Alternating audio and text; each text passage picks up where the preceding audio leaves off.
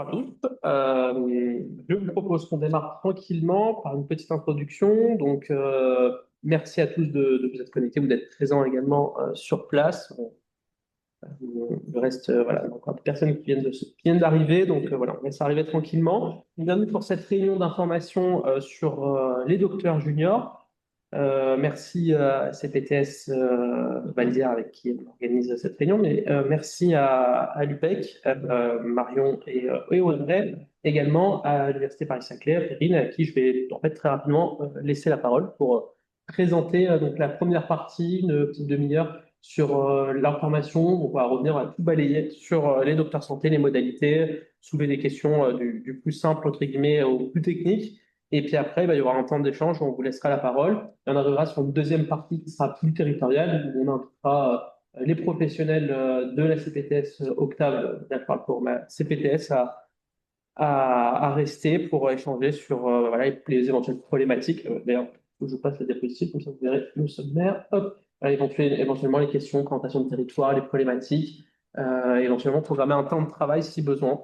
Voilà. Mais avant, je vous laisse la main pour la première partie, donc je vous laisse l'ordinateur et passer les diapositives. On va déjà se présenter. On va vous présenter les choses à trois. Donc, moi, je suis le docteur Marion Courtin. Je suis médecin généraliste à Villeneuve-le-Roi. Je suis maître de conférence à l'université Paris-Est-Créteil et je suis maître de stage d'interne de médecine générale et aussi d'externe.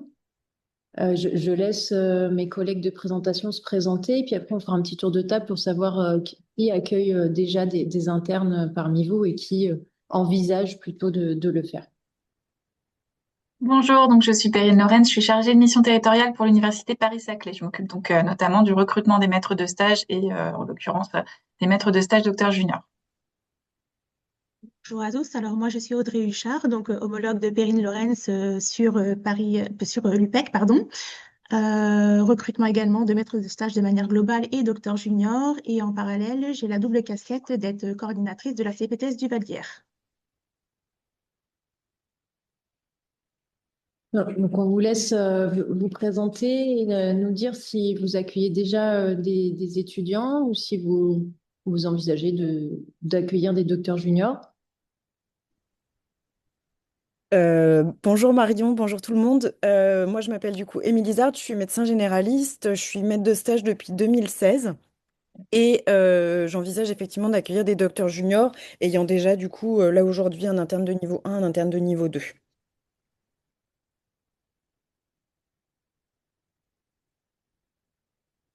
On voit pas bien les prénoms, mais allez-y. On a Madame Lancel, peut-être, vous voulez dire un mot?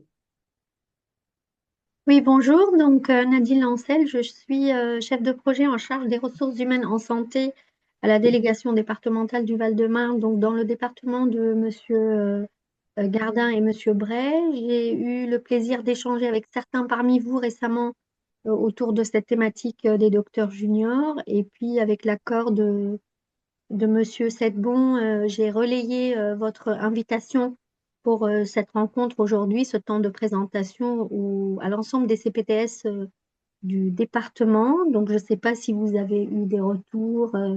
Bon, c'est vrai que le délai était un peu court de notre côté. Peut-être pas beaucoup de personnes ont pu se libérer. Alors, j'ai eu le retour de deux CPTS qui ne peuvent pas être présentes, mais qui, comme c'est enregistré, seront preneuses de la présentation. Ah, Et très bien. on a également, je laisserai présenter ma CPTS de Vitry. Voilà, le rendu fait de la CPTS de Vitry-sur-Seine, je suis le coordinateur. Très bien. Alors, il y a Monsieur Bray qui va se connecter dans pas longtemps, qui va me rejoindre. Voilà. D'accord, merci. Peut-être. Alors, on a Alexis qui est connecté. On a également Madame Delaney, Madame Coiffier. Je vous laisse présenter rapidement. Et on a JF, je ne sais pas qui est JF. Alors moi, JF, c'est Jean-François Fache.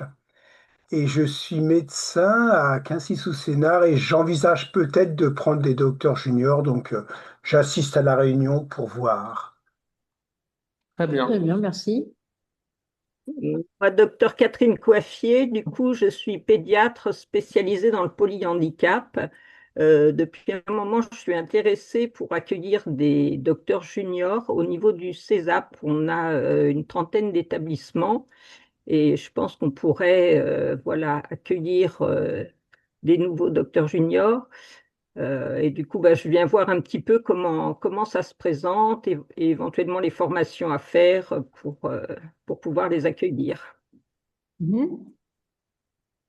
Madame, Bonjour, oui, excusez-moi, allez-y. bonjour Madame Delaney Anaïs, directrice administrative du Centre municipal de santé de la ville d'Orly. Du coup, également, on serait intéressé et donc je voulais prendre des informations, savoir ce qu'il en est pour les centres municipaux de santé et comment on peut envisager de recevoir les docteurs juniors. Ok, très bien. Et Alexis, tu veux te présenter rapidement? Ouais, bonjour à tous, Alexis Astruc, donc je suis installé sur Orly dans la maison de santé et maître de stage à l'université Sorbonne Paris-Nord à Bobigny, dont je dépends sur le plan universitaire. Et je suis intéressé pour voir un petit peu comment s'organise sur le territoire l'accueil des docteurs juniors pour voir effectivement si on peut y participer. Très bien, merci. Parfait. Juste très rapidement, un point administratif, je vais mettre au cours de la réunion un lien pour émarger dans le chat. Voilà, c'est tout. Ok. Donc, enfin petit, non, ce ne sont pas des petits éléments de contexte puisque le contexte est important. Je sais pas là, Juste appuyer une première fois sur cet écran. Oui, voilà. c'est bon, pardon.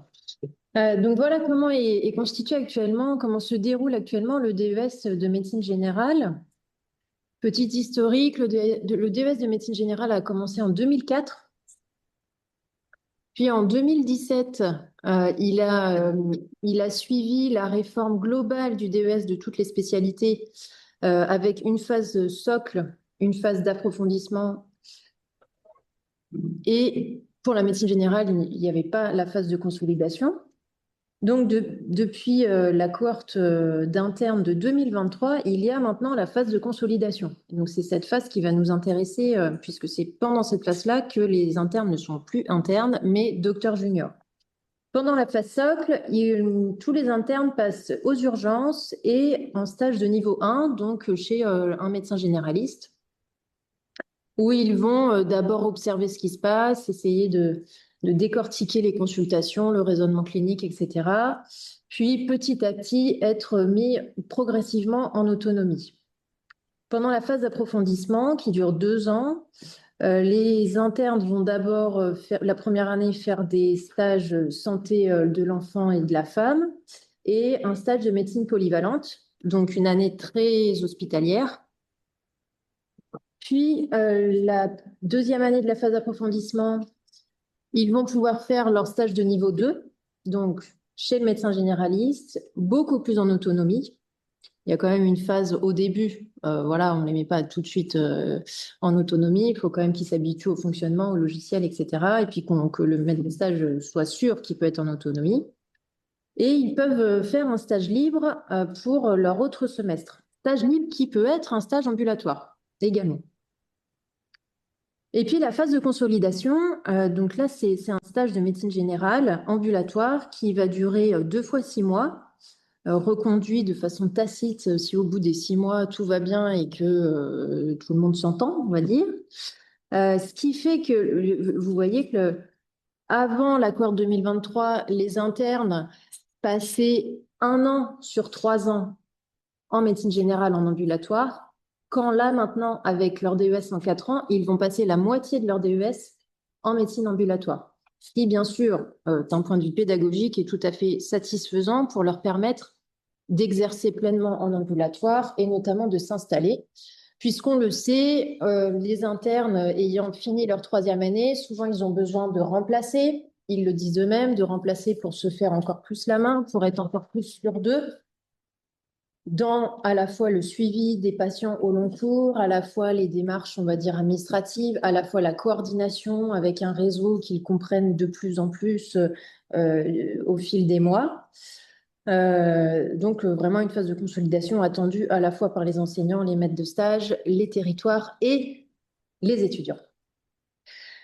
Pendant ces stages, donc 6 mois à chaque fois, tout au long de leur internat, ils ont des enseignements à la fac. Donc vous voyez, c'est la flèche bleue, ce qu'on appelle les enseignements hors stage.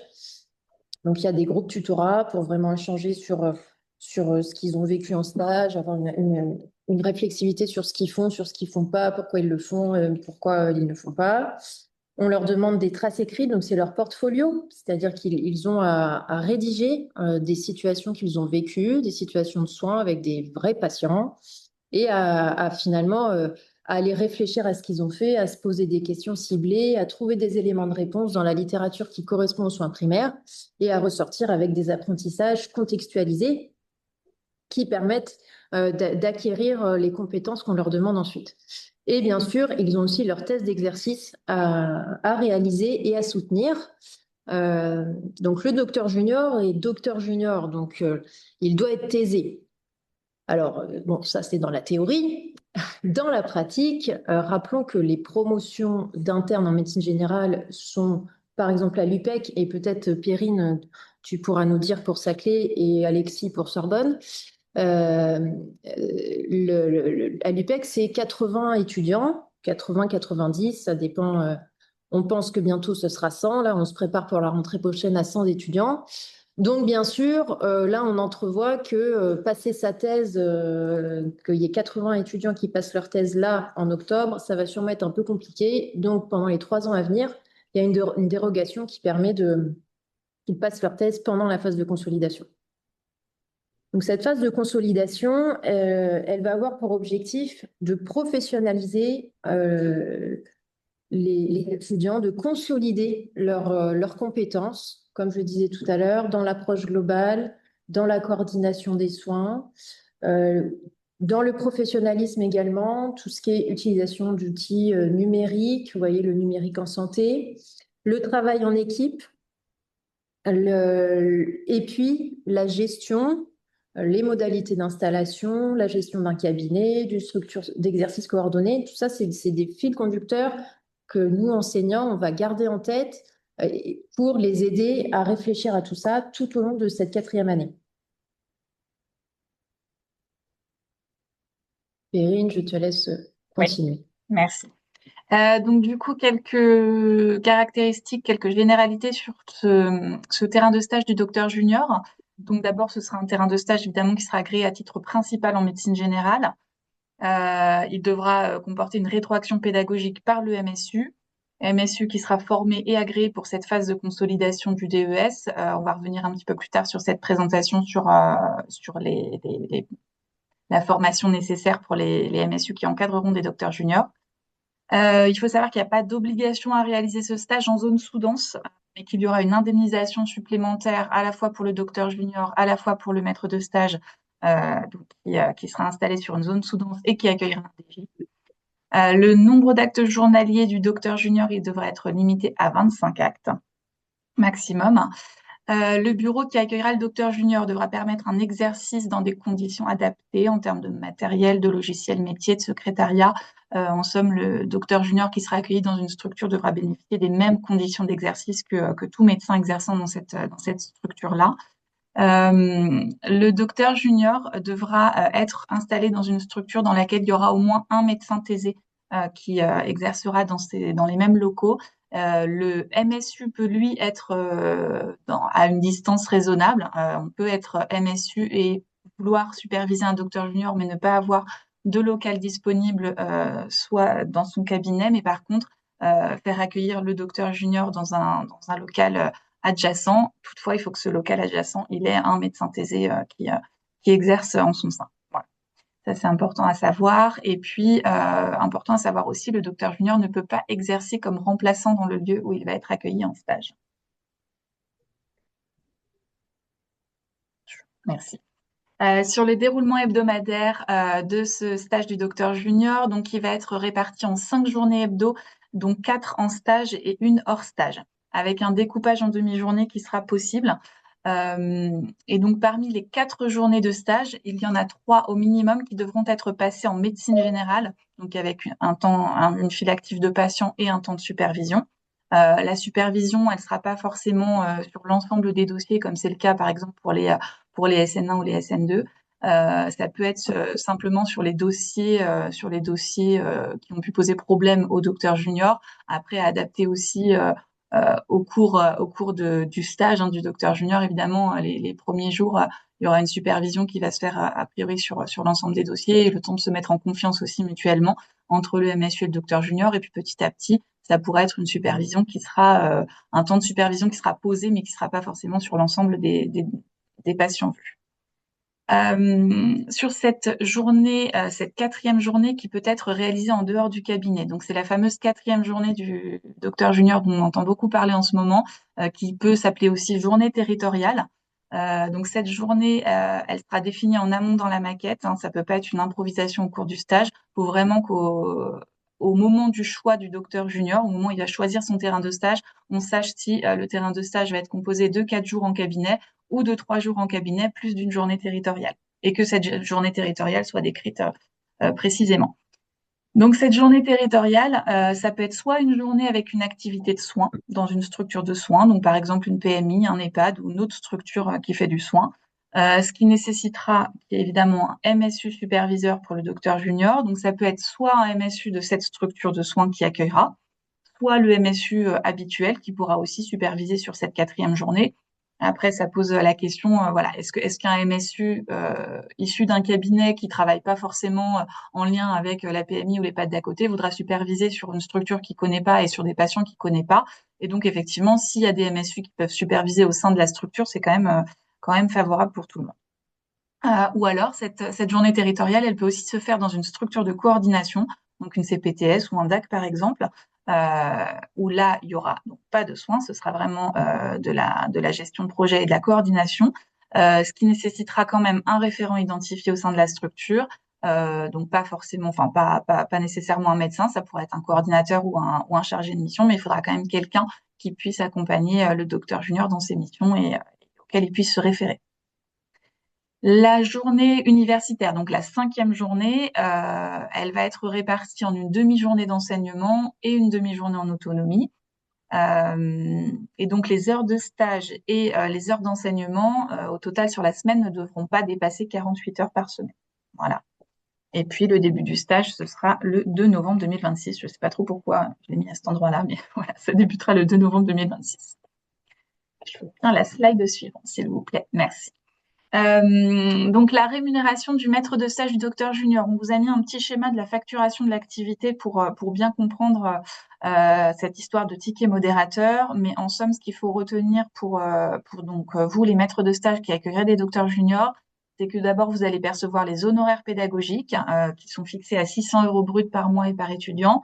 Donc là, c'est le même montant qui est alloué à un maître de stage qui accueille un externe ou un interne. La seule différence, c'est qu'en fait, quand on accueille un externe ou un interne, on est un binôme ou un trinôme de MSU et que du coup, cette somme, elle est évidemment à diviser au prorata des jours d'accueil et que là, bien souvent, il y aura un maître de stage de docteur junior qui donc percevra forcément la totalité de cette somme. Ensuite, il y a la perception du ticket modérateur, donc la part AMC de l'activité réalisée par le docteur junior. On va le voir un peu plus précisément sur la slide suivante, pour laquelle il y aura une compensation forfaitaire en cas d'activité spécifique. Donc, quand il y aura un faible taux de ticket modérateur, parce que du coup, beaucoup de patients en ALD, par exemple, il y aura une compensation forfaitaire pour éviter que les maîtres de stage soient lésés si le docteur junior voit beaucoup de patients qui sont exonérés. Il y aura également des primes ajoutées. Donc, pour la supervision du docteur junior en PDSA, ça s'élèvera à 400 € bruts par mois et par étudiant. Et puis, si le maître de stage exerce en ZIP, en ZAC ou en QPV, il aura 800 € bruts par mois et par étudiant en prime ajoutée. Voilà. Donc, sur la rémunération, on a vu les primes PDSA, la prime ZIP, ZAC, QPV, je vais y arriver, les honoraires pédagogiques et donc cette histoire de ticket modérateur. Donc, si la part de patientèle exonérée, elle est supérieure à 50%, il y aura une compensation financière de 300 € par mois pour le maître de stage. Et si elle dépasse 63%, ça peut être un petit peu plus rare en cabinet de ville, mais ça peut quand même. Et puis, ça peut être le cas aussi sur les CMS notamment. Eh bien, la part, elle sera de 600 € par mois pour compenser le ticket modérateur qui ne sera pas perçu. Du coup. Et donc, on vous a mis pour la base de 15 à 20 actes par jour, 3 jours par semaine, pour se faire une petite idée de ce que ça représente. Ça représente 1600 à 2200 euros par mois pour le maître de stage qui accueillera un docteur junior. Donc, on vous a mis également la rémunération du docteur junior, parce que c'est important aussi de se représenter ce que les docteurs juniors vont percevoir sur cette année-là.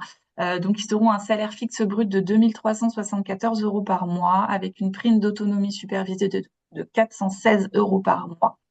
Ils auront également une prime forfaitaire d'activité qui sera conditionnée au nombre d'actes par semestre, mais qui sera assez aisément atteignable, de 500 euros bruts par semestre.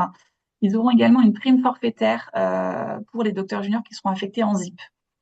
Donc, ce sera 1000 euros bruts par mois.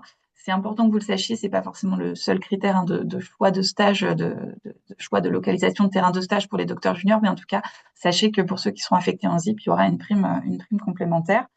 Et puis pour la participation à la PDSA, ce qu'il faut savoir, c'est qu'elle n'est pas obligatoire pour l'interne. Donc les maîtres de stage qui font de la PDSA peuvent toujours indiquer dans la présentation de leur terrain de stage qu'ils font de la PDSA et qui peuvent superviser le docteur junior dans ce cadre-là. Mais le docteur junior n'est pas obligé d'accepter de participer à la PDSA. Et puis c'est beaucoup moins intéressant financièrement pour le docteur junior que pour le maître de stage, puisque lui il sera payé au forfait, donc de la même façon que s'il fait une garde à l'hôpital, par exemple. Voilà. Et donc, je pense que sur la partie formation, on va laisser la main à Audrey. Merci beaucoup. Alors, moi, je vais vous parler de la partie formation. Donc, les demandes en fait qui sont faites aux maîtres de stage, du moins les prérequis. Donc tout maître de stage, donc PAMSU, qu'on appelle maître MSU, donc praticien agréé maître de stage universitaire, donc doit pouvoir attester d'un suivi de formation d'accueil à l'encadrement et à l'évaluation d'étudiants de troisième cycle. Donc les MSU qui encadrent des docteurs juniors, eux, doivent être formés spécifiquement à l'encadrement d'étudiants en phase de consolidation, donc notamment pour la 4e année. Si tu veux bien passer, Noan, s'il te plaît. Alors, côté pratico-pratique, donc pour la formation des MSU. Donc, on demande à ce que le MSU fasse la formation SIAMS 3, donc c'est la formation maître de stage de 3e cycle, ou s'il n'a pas fait cette formation-là et qu'il a le SIAMS 2, on lui demande également de faire une formation complémentaire. Donc, c'est le FCOM 3. Et plus particulièrement pour les MSU qui accueilleront des docteurs juniors, donc on leur demande de faire la formation FCS 4, donc qui concerne la supervision indirecte, plus tout récemment donc vient d'être publié notamment sur le site du CNGE, donc la formation relative à l'accueil spécifiquement des docteurs juniors, qui est une formation d'à peu près 4 heures qui se fait directement en ligne. Donc, toutes les inscriptions à ces formations-là sont prévues sur le site du CNGE. Vous pouvez retrouver via le QR code les dates prévues notamment sur les sessions de Paris. Sur le SIAMS 3, il y a une session en septembre, en octobre. Le SIAMS 2, le 14 novembre, pardon, le FCOM, 14 novembre et SIAMS 2 également. Donc, SIAMS 3, c'est 2 jours, SIAMS 2, 2 jours et FCOM, 1 journée. La supervision indirecte, elle, ça va être 1 journée. Donc, les prochaines formations sur Paris sont le 14 avril et après en septembre, donc, qui sera le 25 avril. Donc, mais vous retrouvez toutes ces dates-là sur le site du CNGE. Puis, si vous pouvez vous y inscrire directement ou alors revenir vers nous s'il y a besoin d'informations complémentaires ou d'aide à l'inscription. La suivante, s'il te plaît. Donc, là, on va demander en fait à tout étudiant d'avoir soutenu sa thèse obligatoirement avant d'accéder à la phase de consolidation.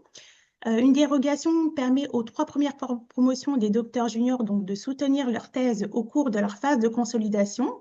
Une fois que ces prérequis sont établis, donc il y aura une inscription à l'ordre des médecins. Suivante. Alors, concernant l'appariement des stages, donc les stages sont attribués par le système d'appariement CIMOP, donc tout se passe de manière informatique. Les MSU donc, déposent un dossier de présentation de leur terrain de stage, c'est-à-dire avec toutes les caractéristiques du terrain de stage, nombre de jours d'accueil, qu'est-ce que l'étudiant fera, quel est le projet pédagogique, voilà, comment s'organise vraiment dans le sens pratique et dans la formation le terrain de stage. Les docteurs juniors donc déposent quant à eux un CV et une lettre de motivation. Les futurs docteurs juniors, eux, classeront donc les terrains de stage proposés par préférence et le candidat retenu sera choisi par le MSU parmi l'ensemble des candidatures reçues. Donc, à savoir que le stage de docteur junior est scindé en 2 semestres, donc une année, un premier semestre, un deuxième semestre. S'il y a accord entre les deux parties, c'est-à-dire entre le MSU et le docteur junior, il y a possibilité d'effectuer ces 2 semestres sur le même terrain de stage. Le cas échéant, en fait, le second stage sera réalisé sur un autre terrain de stage. Et un seul stage hospitalier est envisageable au cours de l'année de consolidation, donc bien entendu sous réserve de la validation du coordonnateur du DES.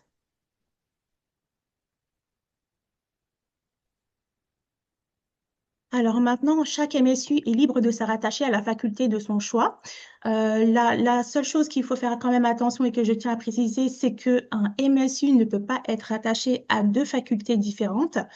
Les choix de stage, eux, seront mutualisés à l'échelle régionale. Et vous avez ensuite un tableau récapitulatif avec les coordonnées de l'ensemble des chargés de mission de recrutement qui seront à même de vous aider et de répondre à toutes vos questions sur les différentes facultés de la région Île-de-France. Donc voilà en tout cas pour ce qui est de la partie formation.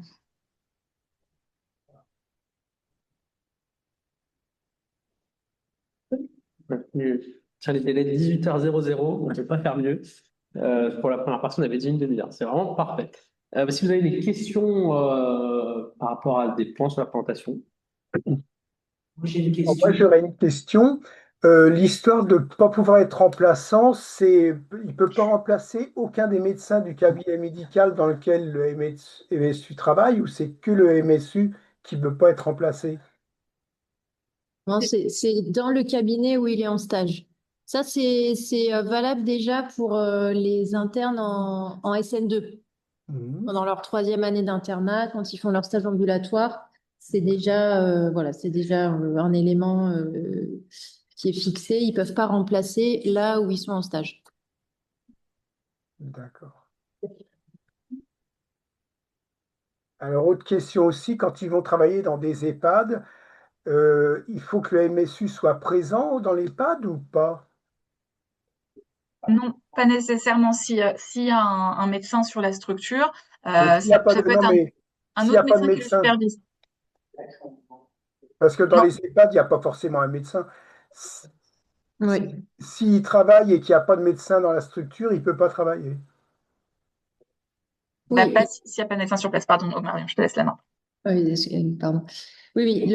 Alors là, c'est la règle absolue. C'est absolu dans le sens où ça a été vraiment la première demande des syndicats d'internes quand on a commencé à réfléchir aux modalités de ce stage. L'interne ne peut pas être seul quelque part, puisque la grande crainte, et c'est tout à fait légitime, c'est qu'on les envoie tout seuls dans des déserts médicaux. Alors, on va caricaturer, mais très ruraux, avec voilà, le prochain médecin à 30 km, etc. Donc ça, c'est pas du tout envisageable. Il faut qu'il y ait un médecin sur place, un médecin thésé sur place. Et pour Qui, les visites, alors il ne peut pas faire de visite tout seul aussi? si, bah, pour les visites, après, Parce que c'est la même chose. bah, pour les visites, il part en visite, il a au téléphone son maître de stage qui est disponible, il peut revenir au cabinet Ah, en là EHPAD, c'est où il y a un pareil. médecin thésé. Voilà, pour les visites, c'est Ah, en faisable. EHPAD, c'est pareil. Si l'EHPAD elle est à 300 mètres du cabinet, c'est le même problème. Ouais. Alors après, pour la 4e journée, donc pourquoi pas en EHPAD, il faut que la structure, si on veut que le docteur junior consulte ou fasse ce que doit faire un médecin dans ce lieu-là, il faut que la structure soit agréée, donc qu'il y ait un maître de stage rattaché à la structure et qu'il soit supervisé sur ce temps-là, sur cette journée-là, par ce maître de stage-là, c'est-à-dire un médecin formé à la maîtrise de stage. Donc Si il le... faut que le médecin coordinateur de l'EHPAD soit MSU. Voilà, exactement. Et c'est valable pour toutes les 4e journées. Bon, donc ça Et va être compliqué, hein. Sinon, le docteur junior ne peut être qu'en observation. D'accord. Ouais, Ou alors, si le médecin coordinateur n'est pas formé, que ce soit son MSU habituel qui le supervise, mais que le médecin coordinateur soit là, Voilà.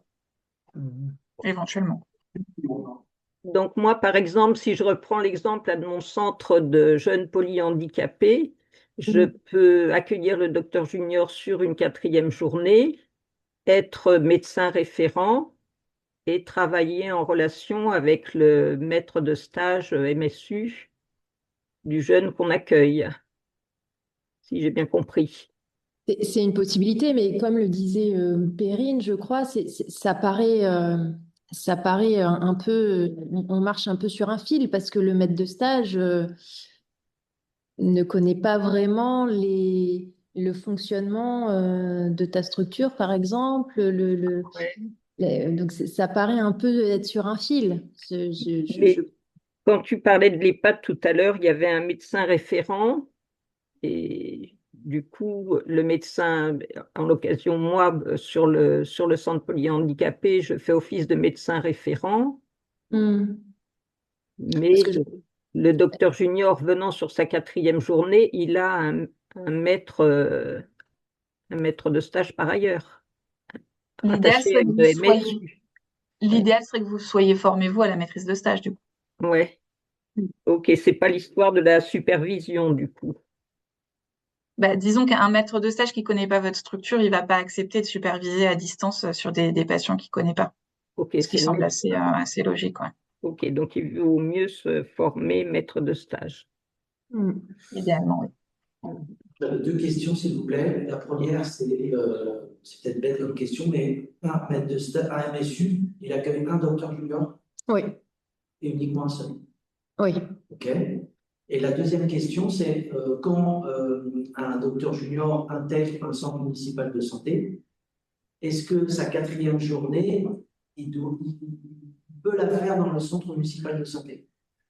Tout à fait. Il peut la faire dans la coordination, dans la gestion de projet du centre, voilà, il peut la faire sans être en soin. Un centre de santé, c'est encore plus, entre guillemets, facile de trouver autre chose à faire que du soin. Mais si on ne trouve pas de 4e journée qui est pas du soin, on peut aussi faire une 4e journée de soin. Mais encore une fois, pédagogiquement parlant, c'est plus intéressant qu'il développe aussi une activité autre. Donc, finalement, dans une maison de santé pluridisciplinaire, par exemple, il peut faire ses 3 journées auprès du maître de stage universitaire et la 4e journée auprès du coordinateur. Voilà, Ok. tout à fait. Nous, dans quel cas, moi, ce qui m'intéresserait, c'est que cette 4e journée, comme en fait la CPTS, elle est à côté adossée au centre municipal de santé, qui puisse potentiellement venir faire de la coordination aussi dans notre CPTS. Quoi. Ah oui, oui, mais ça, c'est possible aussi. Ouais, Coordination, c'est c'est la question, c'est s'il reste dans le CMS avec effectivement ce que vous évoquiez, ces possibilités d'enfants ou dans les choses annexes. Oui, oui, il y a des CMS qui, pareil, sont très très proches d'une passe ou d'un CEGID voilà. Et il peut aussi faire sa 4e année dans ces centres-là. Ils sont vraiment collés au CMS, mais tout à fait. Merci. D'autres questions? Excusez-moi, bonjour. Je suis Sandrine Gilbert, je suis à la CPTS autour du patient 94. Je suis désolée, j'ai loupé les 10 premières minutes parce que je finissais un autre échange. Du coup, je ne sais pas s'il y a d'autres parties prévues après cette présentation, parce que j'ai des questions, mais je ne voudrais pas qu'elles soient présentées par la suite. Bah, dites-nous. Allez-y.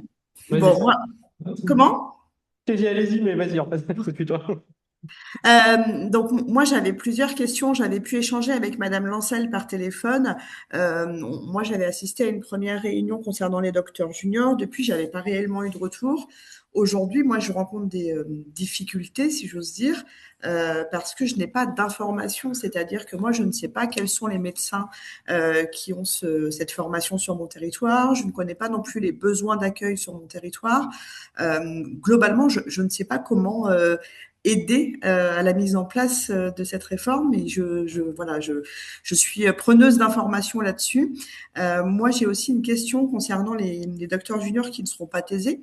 Comment vont-ils coder du coup les actes et comment ça va se passer quand ils ne seront pas thésés? Et on avait évoqué aussi, je suis désolée, je vous donne toutes mes questions.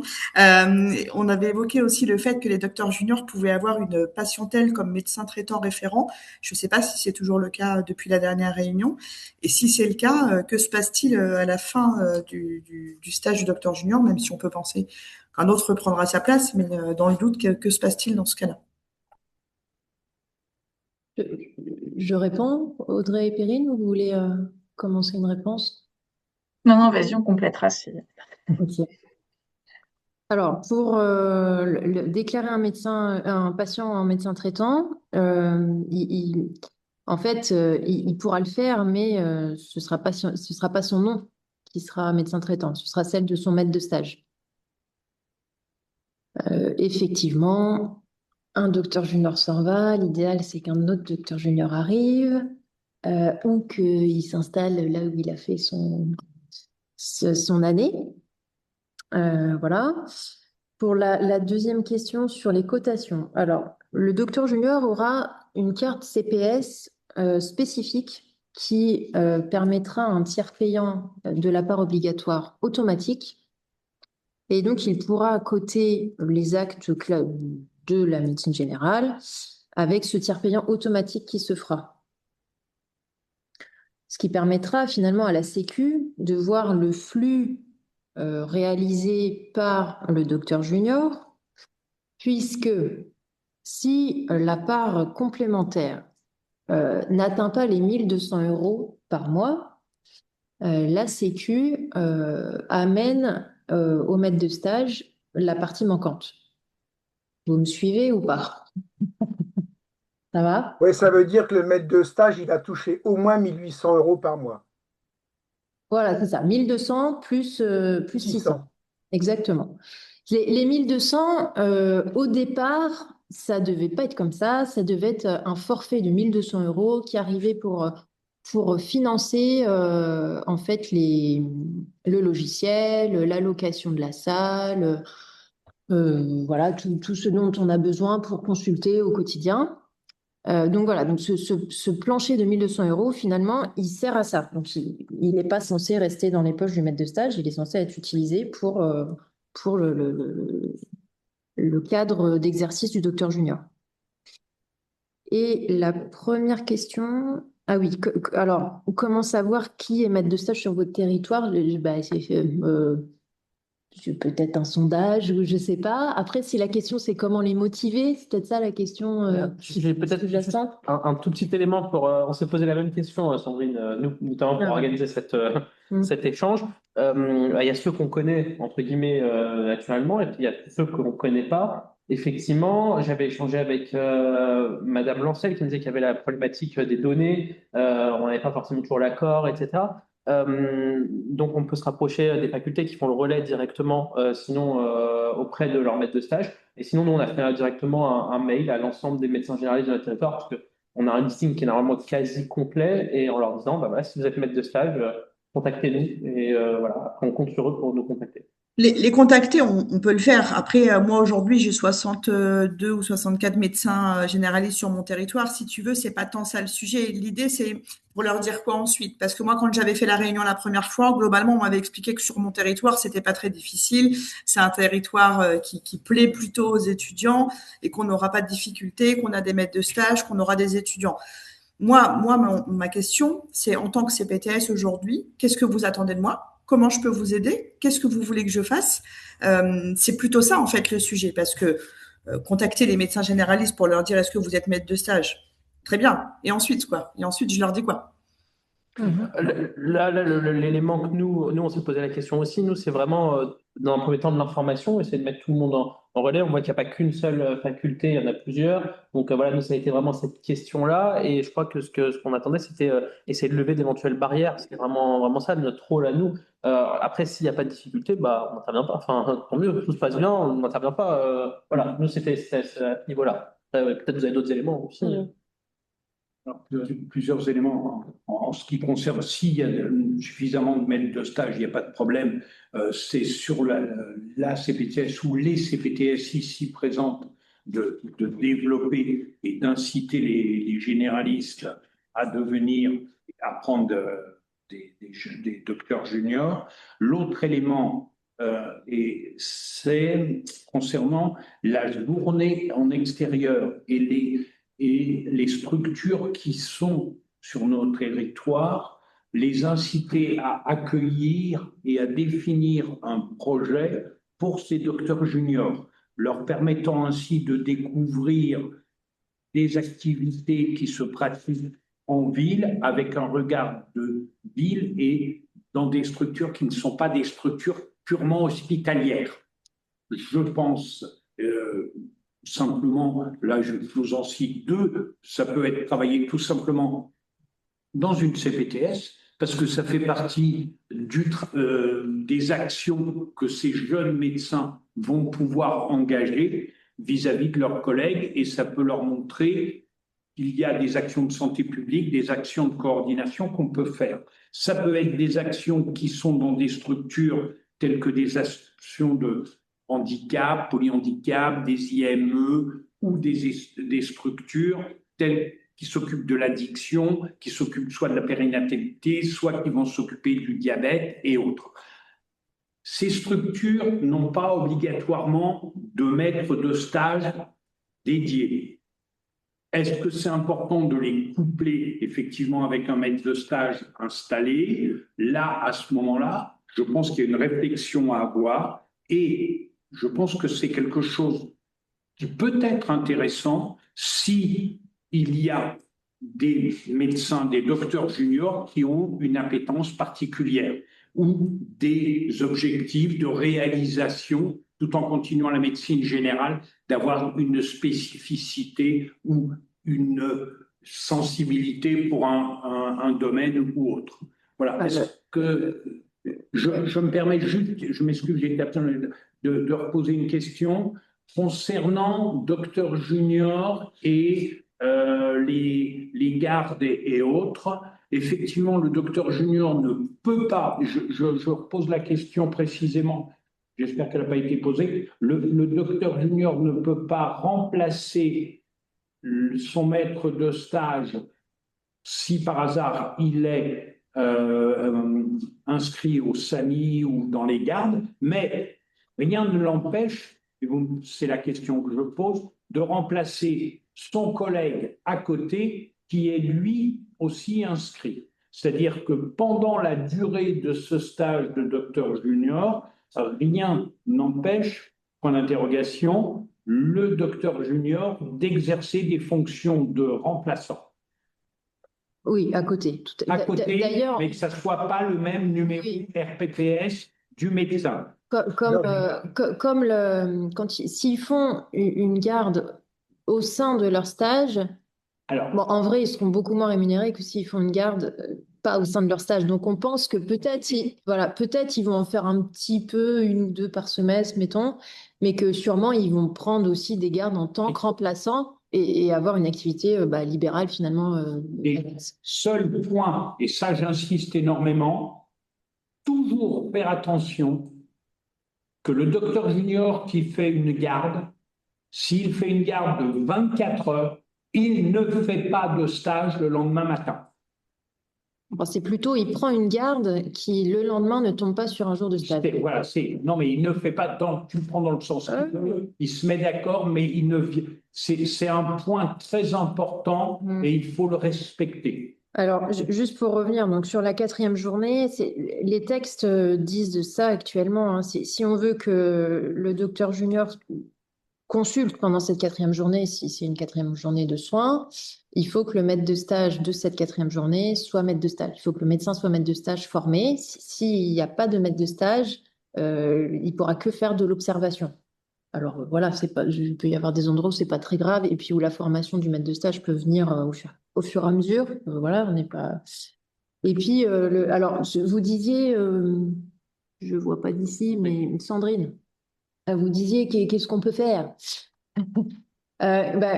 Justement, je pense que les CPTS, vous pouvez avoir un rôle pour aider les maîtres de stage à trouver la 4e journée, à faire du lien avec les structures qui peuvent accueillir pendant cette 4e journée, puisque chaque maître de stage doit présenter son terrain de stage. Donc, il y a une fiche qu'on est en train de demander aux maîtres de stage de remplir et qu'ils devront déposer sur la plateforme d'appariement, qui sera visible donc par les étudiants. Et dans cette fiche est noté quelle 4e journée le terrain de stage propose, avec les objectifs pédagogiques, avec les horaires, le déroulement, comment ça va se passer, qui va l'encadrer, etc.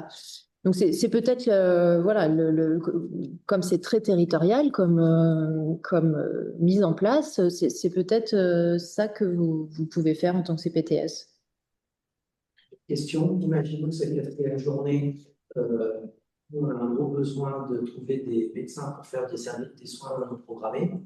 Est-ce qu'on peut imaginer que le docteur junior, cette 4e journée, fasse des soins non programmés avec un maître de stage au-dessus qui fait la liaison, le suivi? Inverse. La question est l'inverse. Le maître de stage est inscrit dans la permanence des soins non programmés et il prend son docteur junior qui là pourra le faire, mais non pas un docteur junior que tu déposes pour les soins non programmés. Ah, mais là, c'est parce que dans la structure, j'imagine, il y a des demi-journées dédiées aux soins non programmés, c'est ça? Service de soins non programmés, Camille et Samy d'ailleurs, mais surtout pour le NAMI, c'est cette possibilité, effectivement. C'est le problème de la PDSA. Exactement, et on cherche des effecteurs. Et donc, c'est l'inverse, c'est dans la démarche. Est-ce qu'il y aura un maître de stage pour ça? Bah, ça lui fera une 4e journée de soins, en fait. Voilà. Ok. Mais les facultés sont effectivement attachées au fait que ce soit vraiment présenté comme tel dans la présentation du terrain de stage, pour que le docteur junior sache vers quoi il va et que les facultés valident des terrains de stage qui sont voilà, où on sait ce qui le constitue. Parce qu'il y a des immersions en CPTS qui sont proposées. Il faut vraiment qu'on... Bon là, il ne s'agit pas de soins pour le coup, mais il faut vraiment qu'on sache qu'est-ce qui va composer cette immersion, par exemple. Moi, je me permets une question, alors je ne sais pas qui pourra répondre et autres, concernant les centres médicaux et sociaux qui existent. Certains ont déjà des maîtres de stage dans leur structure. Donc là, à ce moment-là, je pense que ça ne pose pas de problème pour la prise en charge du docteur junior. D'autres ont des activités, mais n'ont pas de maître de stage. Qu'en est-il d'une proposition qui avait été faite, ou une question qui s'était posée, d'un maître de stage extérieur, proche, ayant une activité et étant à disposition du docteur junior qui exercera dans un centre où il y aura des collègues, mais pas de maître de stage, et ce maître de stage extérieur apportant le rôle pédagogique et autres. Est-ce que vous avez, c'est un maître de stage déporté, je dirais, est-ce que vous avez des notions? Est-ce que ça a avancé? Est-ce que ça peut être envisagé dans des territoires où il y a des centres, mais pas assez de maîtres de stage? S'il y a déjà beaucoup de maîtres de stage, ça ne se fera pas. Mon interrogation, avez-vous des nouvelles sur ce sujet-là? Des nouvelles du front. Alors, effectivement, un des objectifs, c'est que tous les internes, enfin docteurs juniors, aillent en ambulatoire et que vraiment, si on arrive à avoir 0 docteur junior qui va à l'hôpital, et ben là, ce sera une victoire absolue, ce qui sous-entend d'avoir des terrains de stage. Effectivement, c'est quelque chose d'envisager, que le maître de stage soit vraiment pas loin, parce qu'il faut qu'il y ait une cohérence territoriale quand même. Alors après, il va falloir trouver le maître de stage qui est d'accord pour superviser des soins avec des patients qu'il ne connaît pas, dont il n'a pas accès au dossier. Voilà, c'est là où il peut y avoir un frein. Mais peut-être que dans une première approche, ça peut motiver les médecins qui sont réellement dans le centre à voir que finalement, pourquoi pas moi le maître de stage? en attendant que. Voilà. Après, bon, j'imagine les freins à être maître de stage et à se former, mais encore une fois, un des arguments, ça peut être que, on le sait, hein, maintenant, les jeunes qui s'installent, bah, souvent, ils s'installent là où ils ont fait leur stage, hein. Voilà. Je me permets une question, point d'interrogation. Donc, on attend les directives, si je Ouais, comprends bien. ouais. Et on peut toujours, dans des centres, dire, bon, bah, il y a peut-être une ouverture à faire. L'autre question concernant la formation des maîtres de stage et des maîtres de stage ayant interrompu n'étant interrompu leur accréditation et la validation, c'est-à-dire au bout de 5 ans, il faut redemander et si ça n'a pas été fait, est-ce qu'ils retournent à la case départ ou est-ce que simplement la journée suffit? Alors, ça, C'est une bonne question. oui, c'est une bonne question. Donc, comme l'a dit Audrey, la formation DJ, ça y est en ligne. Donc, on a des maîtres de stage qui se sont déjà inscrits. Et effectivement, pour certains, ils n'ont pas pu s'inscrire sur la NDPC. Donc, la NDPC, ça permet que cette formation soit prise en charge. Et en fait, ils n'ont pas pu parce qu'ils ont fait leur formation initiale il y a plus de 10 ans et la base de données de la NDPC ne retrace pas tout depuis au-delà de 10 ans, apparemment. Ce qui fait que... Mais ce qui compte, c'est la date d'accréditation de l'ARS. Non, c'est surtout la date de la formation initiale pour la NDPC.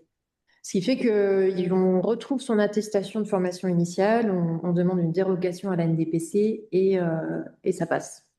Parce que connaissant un peu la NDPC pour y avoir goûté depuis ce matin, 8 heures jusqu'à ce soir. Je ne dis pas que ça va leur faire bizarre à la NDPC d'avoir plein de demandes de ce type, mais voilà. La condition pour accéder à la formation docteur junior, c'est d'avoir fait sa formation initiale il y a plus d'1 an. Donc pareil, il y a une dérogation, il y a un texte qui devrait sortir là au mois de mars, disant que pour la première année des docteurs juniors, on va lever ce délai de 1 an, ce qui fait que des gens qui se formeraient là, il y a des formations au mois de mars pour le CIEMS 3, qui se formeraient là, pourraient enchaîner avec la formation docteur junior pour accueillir le docteur junior en novembre. Voilà, donc je pense que voilà, c'est une démarche à faire. Qu'on ait arrêté d'accueillir des internes ou pas, hein. Il y a des maîtres de stage qui accueillent depuis 15 ans des internes et qui se retrouvent, comme ils ont fait leur formation il y a longtemps, ils se retrouvent un peu coincés sur l'inscription de la formation. Mais c'est faisable. Élimination à partir d'un certain âge. Non, c'est une histoire de base de données, ils n'ont pas tout mis, hein. Qu'est-ce qu'on veut? C'est quel âge? Quel âge? Non, mais il n'y a pas d'âge. Non, Non, mais d'un point de vue pédagogique, c'est vrai qu'il est fortement conseillé de faire la FCS 4 sur la supervision indirecte pour venir un peu remettre à jour les connaissances des maîtres de stage sur la supervision indirecte en amont de la formation spécifique docteur junior qui, elle, est obligatoire pour accueillir un DJ, quoi. Oui, tout à fait. J'ai pu faire la formation docteur junior jusqu'au bout, ça y est, j'ai fait les 4 heures.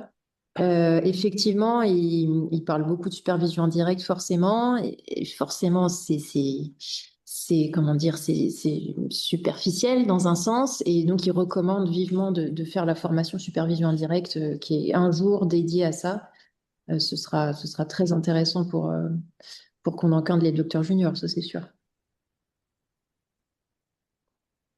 Concrètement, comment font les structures qui voudraient accueillir des docteurs juniors? Est-ce qu'elles ont un dossier à remplir type? Est-ce qu'elles ont une formation spécifique? Et là, comment la CPTS peut, sur un territoire donné, canaliser et aider ces structures à présenter quelque chose d'uniforme, sachant qu'on est sur un territoire où nous, on a 2, voire 3 facultés, même 4 facultés qui existent. Je vais laisser la parole à mes collègues, puisque peut-être Le premier interlocuteur, ça va être les chargés de mission des différents DMG. On a communiqué un appel à projet au niveau régional de ce qui est attendu sur cette 4e journée. Euh, Après, en réalité, sur la construction des terrains de stage, on n'a pas un gros besoin, nous, de coupler des 4e journées. Vous m'entendez? Oui, Ouais. vous n'avez pas besoin parce que ils ont trop de travail ou vous n'avez pas besoin parce que vous pensez que ce n'est pas une demande qui va permettre une professionnalisation des docteurs juniors et leur permettre de se diversifier et de découvrir toute la richesse du métier de médecin généraliste. Non, en réalité, alors nous, sur Paris-Saclay, en tout cas, on a quand même une majorité de maîtres de stage qui nous disent, bah, moi, je peux accueillir dans mon cabinet 4 jours par semaine. Donc, en fait, dans ce cadre-là, on dit, OK, allons-y, quoi. Après, sur D'accord. ceux qui peuvent accueillir 3 jours, ils nous disent, bah, moi, je peux accueillir 3 jours, mais la 4e journée, je sais déjà où j'envisage de la faire parce que je travaille en partenariat avec telle structure ou parce que moi-même, j'exerce une journée ou 2 journées par semaine en plus de mon activité libérale dans une autre structure, donc je vais emmener mon docteur junior dans cette structure-là. Ou alors parce que je suis très engagée dans la CPTS et que la CPTS va proposer une immersion territoriale avec plusieurs micro-stages au sein de l'immersion. Donc dans ce cadre-là, on n'a pas besoin, nous, d'investir ce champ-là. Effectivement, on a quelques praticiens, mais quand même assez peu sur la liste de volontaires, qui nous disent, bah moi, ok, j'accueille 3 jours parce que je peux pas faire davantage. Mais par contre, j'ai pas de journée territoriale à proposer. Et donc là, effectivement, c'est à la fac de les aider à coupler. Alors, soit effectivement, ils peuvent eux-mêmes aller se tourner vers leur CPTS, mais ils le font pas tous et pas toujours. Et quand ils le font, en général, il y a une solution locale qui se trouve assez facilement où nous, on n'intervient pas. Sauf pour la validation, évidemment, du contenu, en fait, mais pas sur la mise en lien. Et quand ils sont pas spécialement en lien avec leur CPTS, et ben nous on a des structures qui sont venues à nous spontanément, soit parce que on a déjà des maîtres de stage qui font du stage libre, du stage femme-enfant sur ces structures-là et qui du coup sont déjà MSU, qui nous disent bah moi voilà je veux bien accueillir un jour par semaine à la PMI le docteur junior, mais du coup je sais pas avec quel médecin libéral me mettre, voilà est-ce que vous en avez à qui il manque un jour. Euh, donc ça peut se faire dans ce cadre-là, quoi. Mais on a quelques structures qui sont venues vers nous. On a quand même, nous, à Paris-Saclay, en tout cas, dit attention, vous venez vers nous, mais sur les structures de 4e journée, on n'est pas sûr de pouvoir vous attribuer un terrain de stage parce qu'on n'a pas un gros besoin. Après, on mutualisera certainement aussi quand on en sera à la fin de la constitution des maquettes. Probablement, voilà, il me reste des terrains de 4e journée. Est-ce que vous avez un besoin sur tel ou tel territoire? Parce qu'il faut aussi qu'il y ait une cohérence territoriale. On ne peut pas attribuer une 4e journée à 50 km du lieu de stage principal. Donc voilà, il y a tout ça qui rentre en ligne de compte, mais c'est vrai qu'il n'y a pas un gros besoin que les structures viennent à nous parce que en fait souvent le travail s'est fait au niveau local où les médecins libéraux sont déjà en lien en fait avec leurs partenaires de territoire. Au niveau de l'UPEC, c'est un petit peu le même fonctionnement que sur Paris-Saclay. C'est vrai que nos 4e journées sont déjà établies au niveau de nos maquettes pour la plupart. Peut-être qu'il nous en manque une ou deux, mais c'est vraiment à la marge. Les MSU qui prennent des docteurs juniors ont été vraiment investis et se sont rapprochés des structures de soins, des CPTS et autres pour trouver des terrains de stage justement pour cette 4e journée. Donc, on a très peu de demandes, en fait, ou de recherches à faire. Maintenant, après, si ça reste à la marge et qu'il y a des maîtres de stage qui souhaiteraient et qui n'ont pas trouvé, et bien sûr, nous aussi, on est également là en soutien, en support pour pouvoir faire le lien et aider pour cette 4e journée notamment. Donc, aucun souci. Oui, mais peut-être. Mais là, on parle parce qu'on se prépare pleinement en ce moment pour novembre. Mais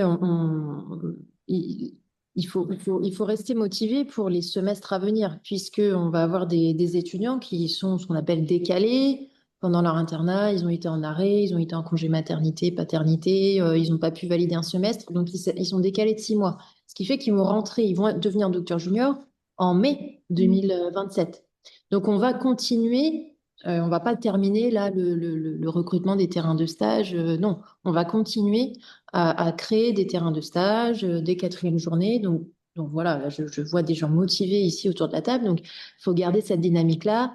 Et on a fait en sorte, là, depuis 2 ans, de vraiment préparer les choses pour qu'en novembre 2026, tout soit calé et que la réforme se passe le mieux possible pour les étudiants. Mais bien sûr qu'il faut rester dans la construction, ce d'autant que moi, je pense, en tant qu'enseignante, qu'au fil des semestres et années, on développera de plus en plus une quatrième journée qui n'est pas du soin. On ira vers ça pour avoir, comme tu disais, pour montrer que le médecin généraliste peut faire autre chose et des choses complémentaires. Donc concrètement, nous, par exemple, structure handicap, je contacte Audrey, je t'envoie un mail et je te donne mon nom et ma structure pour que tu me mettes de côté s'il y a besoin d'une quatrième journée, si j'ai Tout à bien fait. compris. Tout Et à j'ai fait. résolu mon problème, en fait, puisque ma structure ne fait pas du soin, mais c'est plutôt un rôle de coordination. Du coup, j'ai pas besoin de maître de stage MSU de faire la formation. Je fais un stage d'observation pour le docteur junior sur une quatrième journée. Eh bien, c'est parfait. Donc voilà, je m'inscris, Audrey. Très bien, au plaisir, Catherine. D'observation, il peut aussi porter des projets au sein de la structure. Enfin, il peut faire des choses. Hein. Ah bah oui, oui, J'ai oui, que non, puis il y a d'observer. plein de choses à apprendre chez nous, vous inquiétez pas, hein. C'est de la découverte, à mon avis, pour le médecin généraliste lambda. Il y a beaucoup, beaucoup de choses à découvrir. Parfait. Moi, je crois qu'on a fait le tour des échanges. De toute manière, vous avez du coup les coordonnées des différents intervenants. Si vous avez rempli l'émargement que j'ai mis, je vous adresserai le replay demain ou lundi au plus tard de nos échanges, ainsi que le diaporama. On se tient également à votre disposition et les différents chargés de mission, différentes facultés également. Donc, ce qui va se passer, c'est que du coup, nous, de notre côté, au niveau de la parle pour la CPDS Octave, on est à disposition des structures s'il y a des questions, s'il y a besoin d'accompagnement. On est également à disposition des maîtres de stage ou maîtres de stage en devenir s'il y a d'autres difficultés, d'autres questions, des besoins de mise en lien. Voilà. Et nous, on va prévoir des plans d'échange aussi plus individuels et plus territoriaux avec nos maîtres de stage. Mais s'il n'y a pas d'autres questions, moi, je vous propose qu'on en conclut ici. On s'arrête là en tout cas déjà sur la partie, si ça vous convient? Bon pour tout le monde? Super. Parfait. Eh bien, écoutez, merci à vous. Merci à vous aussi. Bonne soirée. Merci. Bonne soirée. Merci. Bonne soirée à tous. Au revoir. Merci beaucoup.